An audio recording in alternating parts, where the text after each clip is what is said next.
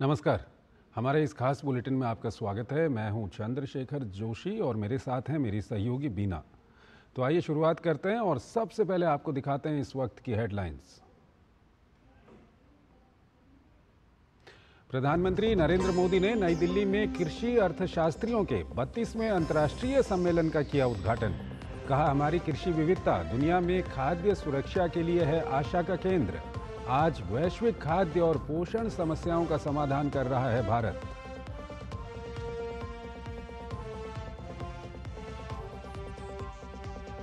अयोध्या में नाबालिग से गैंगरेप मामले में एक्शन में योगी सरकार। आरोपी सपा नेता मोहित खान के घर पर बुलडोजर कार्रवाई। बेकरी भी हुई सील। अस्पताल में भर्ती पीड़िता को जान से मारने का प्रयास करने और पीड़िता के परिजनों को डरा धमकाकर सुलह करने के मामले में एफआईआर दर्ज।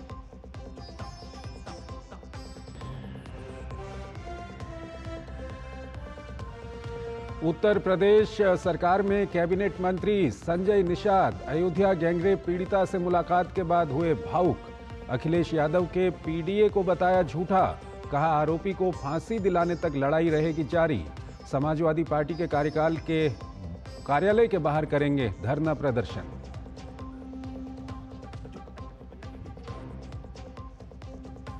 भ्रष्टाचार के मुद्दे पर कर्नाटक की सिद्धारमैया सरकार के खिलाफ भाजपा जेडीएस की पदयात्रा शुरू।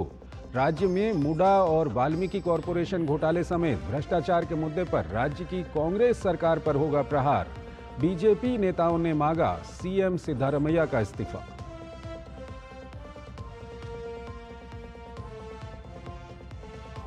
सुप्रीम कोर्ट की विशेष लोक अदालत में निपटाए गए 1000 से ज्यादा मामले।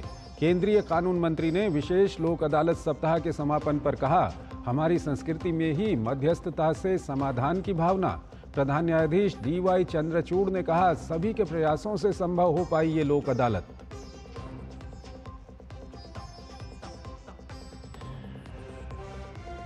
हिमाचल प्रदेश में भारी बारिश के चलते मनाली और मंडी में भूस्खलन। युद्ध स्तर पर राहत और बचाव अभियान। उत्तराखंड में अब तक केदारनाथ धाम मार्ग पर फंसे 6000 से ज्यादा तीर्थयात्रियों को सुरक्षित निकाला गया। सीएम धामी ने की समीक्षा बैठक।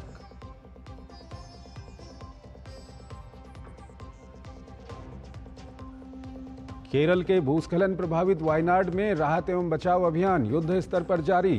राहत और बचाव काम में जुटी भारतीय नौसेना। 91 राहत शिविरों में करीब 10,000 लोगों ने ले रखी है शरण।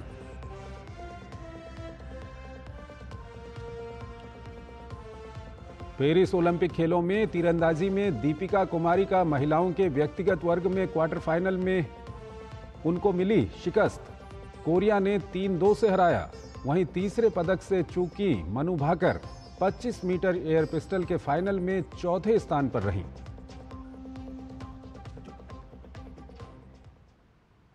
और आइए अब खबरों को विस्तार से देखते हैं। प्रधानमंत्री नरेंद्र मोदी ने आज नई दिल्ली में कृषि अर्थशास्त्रियों के 32वें अंतर्राष्ट्रीय सम्मेलन का उद्घाटन किया। सम्मेलन का विषय टिकाऊ कृषि खाद्य प्रणालियों के लिए परिवर्तन है। इसमें 75 देशों के प्रतिनिधि हिस्सा ले रहे हैं। डिजिटल कृषि और टिकाऊ कृषि खाद्य प्रणालियों के प्रदर्शन के साथ साथ भारत की कृषि में हुई प्रगति को सम्मेलन में विशेष रूप से रेखांकित किया जा रहा है। अंतर्राष्ट्रीय कृषि अर्थशास्त्री संघ द्वारा आयोजित ये त्रिवार्षिक सम्मेलन 7 अगस्त तक चलेगा। भारत 6 दशक से भी अधिक के अंतराल के बाद इसकी मेजबानी कर रहा है। प्रधानमंत्री ने अपने संबोधन में कृषि क्षेत्र में भारत में हुई प्रगति का जिक्र किया। पीएम ने कहा कि भारत अपने इन अनुभवों को दुनिया के साथ साझा करने को उत्सुक है। आज भारत एक फूड सरप्लस देश है। आज भारत दूध, दाल और मसालों का सबसे बड़ा प्रोड्यूसर है। Bharat food grain, fruits, vegetable, cotton, sugar, T, framed fish, इनका दूसरा सबसे बड़ा प्रोड्यूसर है। एक वो समय था जब भारत की फूड सिक्योरिटी दुनिया की चिंता का विषय था। एक आज का समय है जब Bharat global food security, global nutrition security, इसके सॉल्यूशन देने में जुटा है।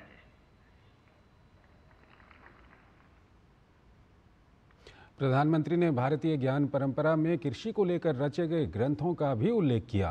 पीएम ने कहा कि ये ग्रंथ दिखाते हैं कि भारतीय कृषि परंपरा में विज्ञान और तर्क को प्राथमिकता दी जाती रही है। इस साल के बजट में भी बहुत बड़ा फोकस सस्टेनेबल फार्मिंग और क्लाइमेट रेजिलिएंट फार्मिंग पर है। हम अपने किसानों को सपोर्ट करने के लिए एक पूरा इकोसिस्टम डेवलप कर रहे हैं। भारत का बहुत जोर क्लाइमेट रेजिलिएंट क्रॉप से जुड़ी रिसर्च एंड डेवलपमेंट पर है। बीते 10 सालों में हमने करीब 1900 नई क्लाइमेट रेजिलिएंट वैरायटी अपने किसानों को दी है। इसका लाभ भारत के किसानों को भी मिल रहा है। हमारे यहां राइस की कुछ वैरायटी ऐसी भी है जिनको ट्रेडिशनल वैरायटी के मुकाबले 25% कम पानी चाहिए। अयोध्या जिले के भदरसा कस्बे में नाबालिग बच्ची से गैंगरेप मामले में मुख्यमंत्री योगी आदित्यनाथ का एक्शन जारी है। गैंगरेप के आरोपी सपा नेता मोहित खान का घर तोड़ने के लिए बुलडोजर पहुंचा और गैंगरेप के आरोपी के घर योगी सरकार का बुलडोजर एक्शन हो रहा है।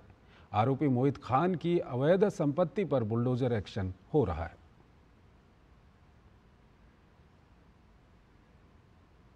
अयोध्या में नाबालिग से गैंगरेप के मुख्य आरोपी सपा नेता मोहित खान की बेकरी पर छापे की कार्रवाई पूरी हो गई है। इस बेकरी को सील कर दिया गया है। बेकरी में बन रहे सामानों का सैंपल भी लिया गया है। सहायक खाद्य आयुक्त मानिक चंद सिंह की अगुवाई में ये कार्रवाई की गई है। मोहित खान की बेकरी का लाइसेंस रद्द होगा।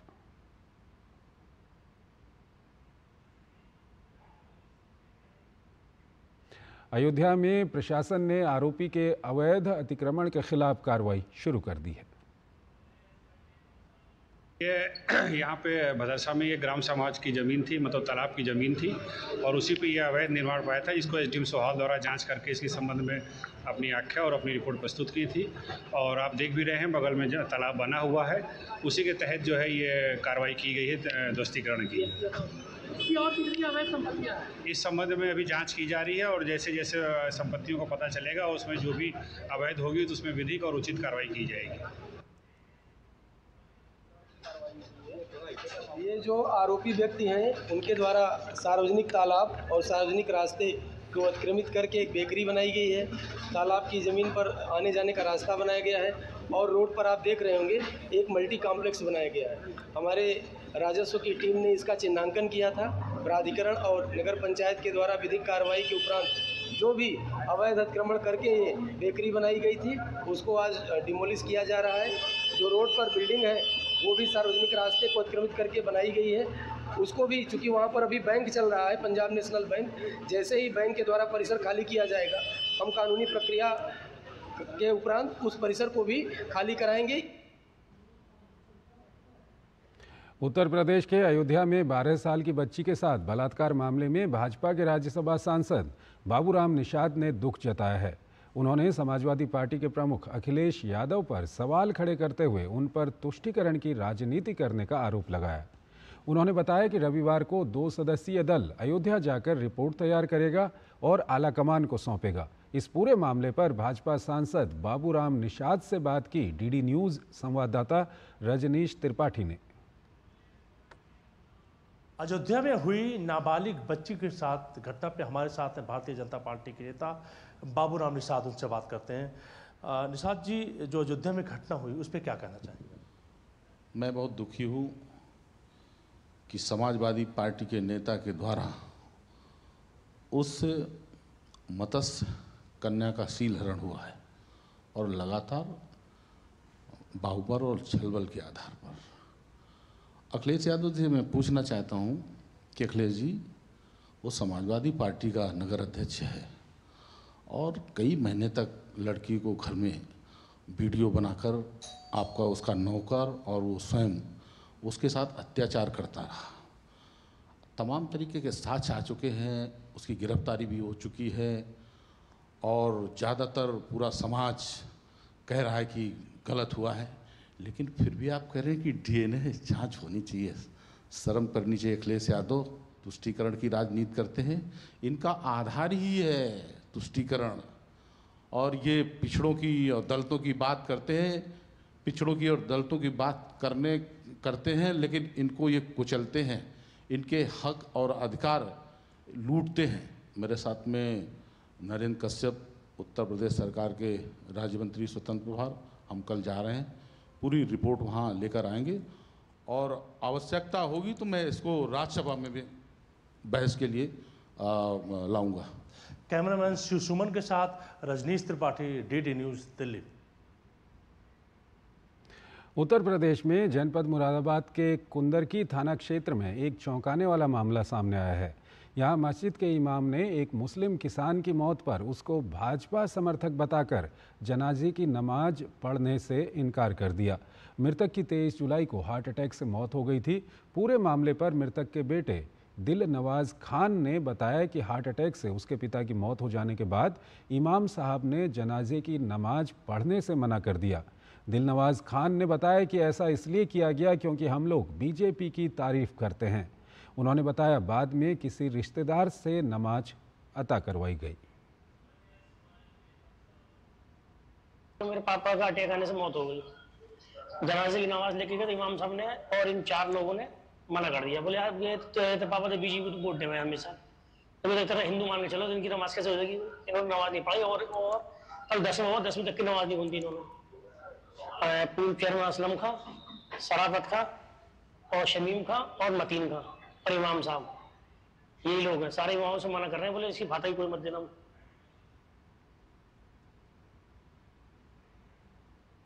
वहीं इस मामले पर डीएम अनुज कुमार सिंह ने शिकायत प्राप्त होने की जानकारी देते हुए कहा कि हम पूरे मामले की जांच कर रहे हैं और कार्रवाई की जा रही है। अब ये शिकायत मेरे पास अभी प्राप्त हुई है। इस शिकायत में ये है कि एक व्यक्ति है, उन्होंने ये आरोप लगाया कि उनके पिता की मृत्यु हार्ट अटैक से हुई थी और हार्ट अटैक से मृत्यु के बाद जब उनकी जो जनाजे की जो नमाज़ होती है वो पढ़वाने के लिए जब उन्होंने इमाम साहब से आग्रह किया तो कुछ कतिपय आरोप उन्होंने उसमें लगाए हैं कि उसको नहीं पढ़ा गया। इस पूरे तथ्य की वेरिफिकेशन कराने के लिए हम लोगों ने एसडीएम और एडिशनल एसपी साहब और एसपी साहब सभी को ये बताया गया है। इसको हम लोग तत्काल ही वेरीफाई करा रहे हैं और अगर जिस प्रकार से भी ये सत्यता अगर इसकी पाई जाएगी तो संबंधित हम लोग कार्रवाई इसमें करेंगे। उधर एसपी देहात संदीप कुमार का कहना है कि पूरे प्रकरण में इमाम सहित 5 पर मुकदमा दर्ज कर कार्रवाई की जा रही है। कुंदरकी थाने में एक प्रार्थना पत्र प्राप्त हुआ। प्रार्थी थे दिल नवाज खान पुत्र अलीदाद खान। इनका ये कहना था कि उनकी पिता की मृत्यु हो गई थी तो वह अपने पिता के जनाजे की नमाज़ पढ़ाने के लिए मौलवी साहब के पास गए, तो मौलवी साहब ने नमाज़ पढ़ाने के लिए मना कर दिया और उनकी कमेटी के कुछ 2-3 लोग थे, उन्होंने उनको जान से मारने की धमकी दी। प्रार्थना पत्र प्राप्त होने पर मुकदमा पंजीकृत कर लिया गया है। मृतक के बेटे दिलनवाज खान के आरोपों पर आरोपी इमाम का कहना है कि ये उन्हें फंसाने की साजिश है। इमाम ने कहा कि मृतक हमारे पैगंबर रसूल को बुरा कहा करते थे, इसलिए हम उनके जनाजे में शामिल नहीं हुए थे। ये थी कि जनाजे की नमाज उसी मस्जिद में हुई जहां मैं नमाज पढ़ाता हूँ। उसके जो कैमरे हैं उसमें सब रिकॉर्ड भी है कैमरों में, और करीबी कब्रिस्तान में दफन भी हुए। अब उन्हीं के घर के व्यक्ति ने नमाज भी पढ़ाई जनाजे की, तो ये तो बेवजह एक जो है किसी पर उसे नीचा दिखाने या उसे फंसाने के लिए ये आरोप लगाने, ये सियासी मामला नहीं है बल्कि धार्मिक मामला है। एक छोटा सा ब्रेक लेते हैं यहाँ पर। दादी के हाथों का जादू और खुशबू से महकता घर। MDH गरम मसाला, असली मसालों से भरा हूँ मैं, क्योंकि हर रिश्ता है स्वाद से जुड़ा। राशि की स्कूल फीस, घर का किराया, कितनी जिम्मेदारियां हैं सर। तुम तो टर्म लाइफ इंश्योरेंस लिए बिना ही चलेगा। पॉलिसी बाजार पे 1 करोड़ का टर्म लाइफ इंश्योरेंस सिर्फ 470 रुपए महीने से शुरू। बात जब पीढ़ियों के लिए बनने वाले घर की हो तो जिम्मेदारी बड़ी हो जाती है। गैलेंट समझता है ये जिम्मेदारी। अब डबल एम रिम्स के साथ गैलेंट एडवांस TMT रीबार, निर्माण का रियल हीरो।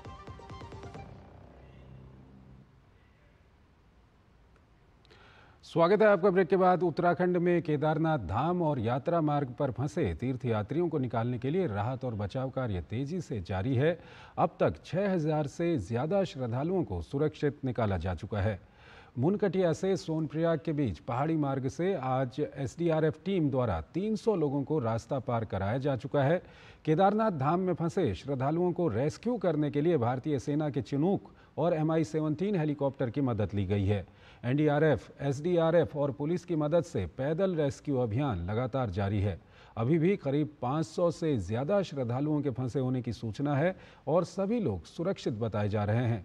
कल चलाए गए बचाव अभियान में 1500 लोगों को पैदल मार्गों से सुरक्षित स्थान पर पहुंचाया गया और 4 हेलीकॉप्टर के जरिए करीब 630 यात्रियों को यात्रा मार्ग से सुरक्षित रेस्क्यू किया गया। वर्षा और भूस्खलन के कारण केदारनाथ यात्रा अगले आदेश तक रोक दी गई है। इस बीच केदारनाथ घाटी में बचाव दल ने थारू कैंप के पास मलबे में फंसे शुभम कश्यप नामक एक व्यक्ति का शव बरामद किया है।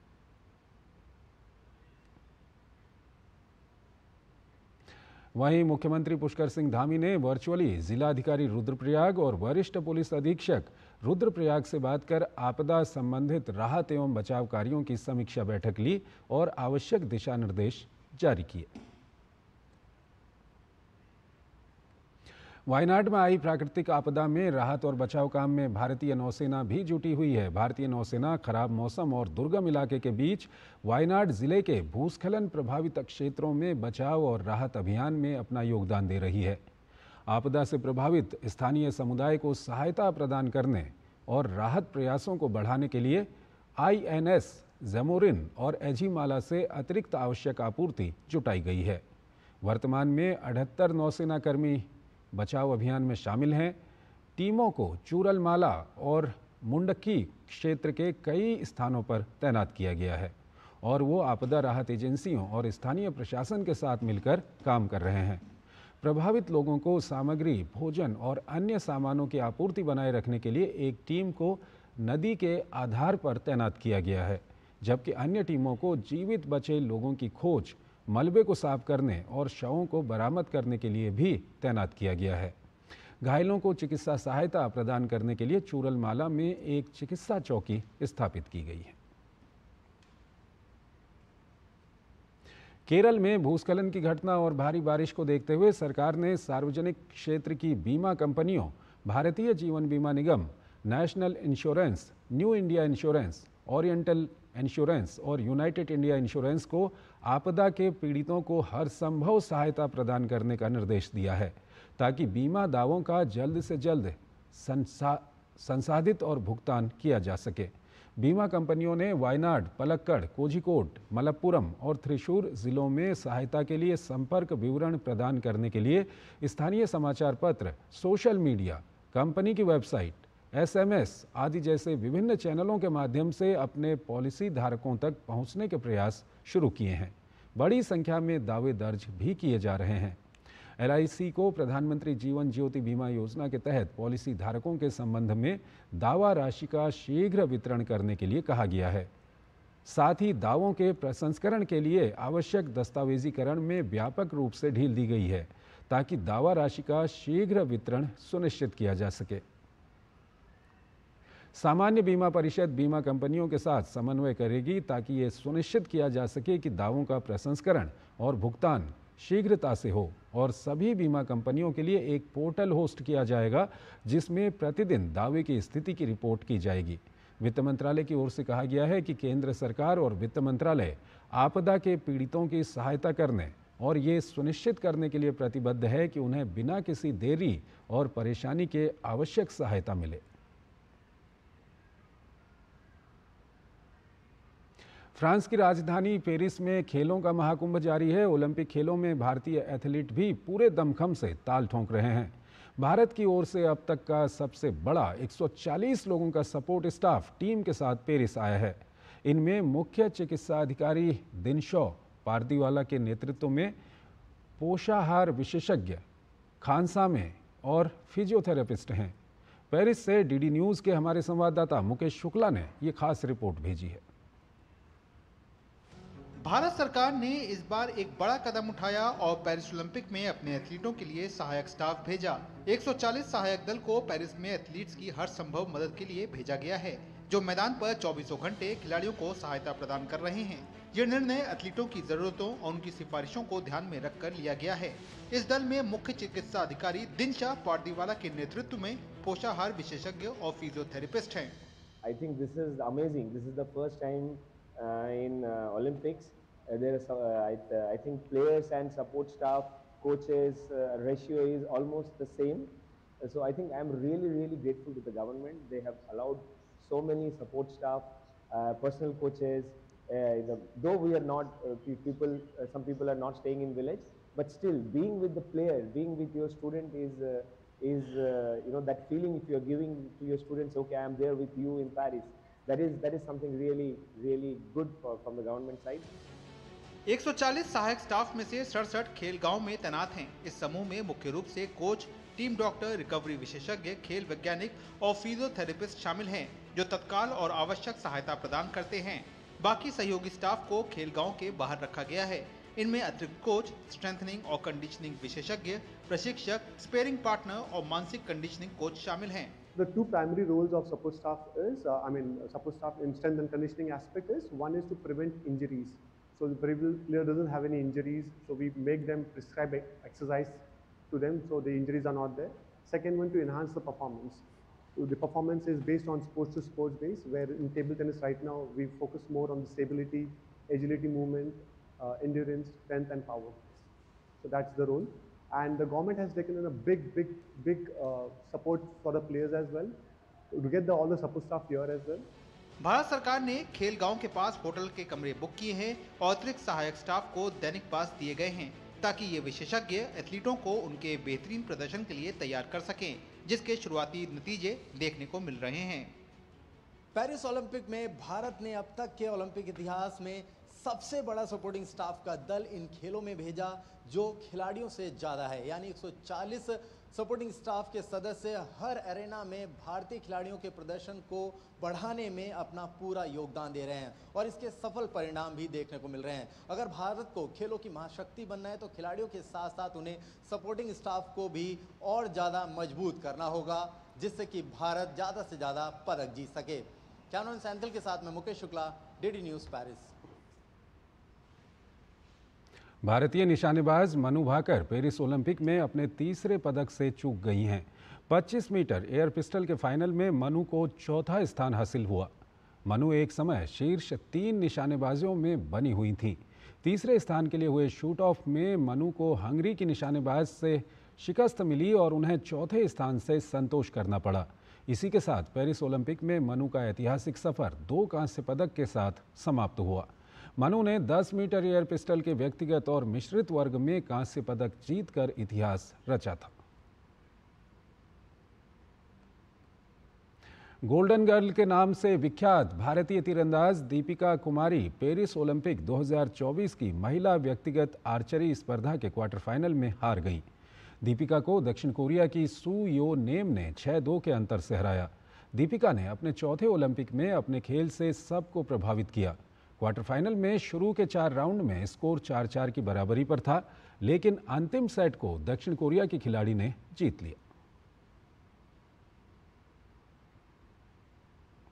आज 14वां भारतीय अंगदान दिवस है। राष्ट्रीय अंग एवं ऊतक प्रत्यारोपण संगठन ने दिल्ली में अंगदान जन जागरूकता अभियान के तहत कार्यक्रम का आयोजन किया।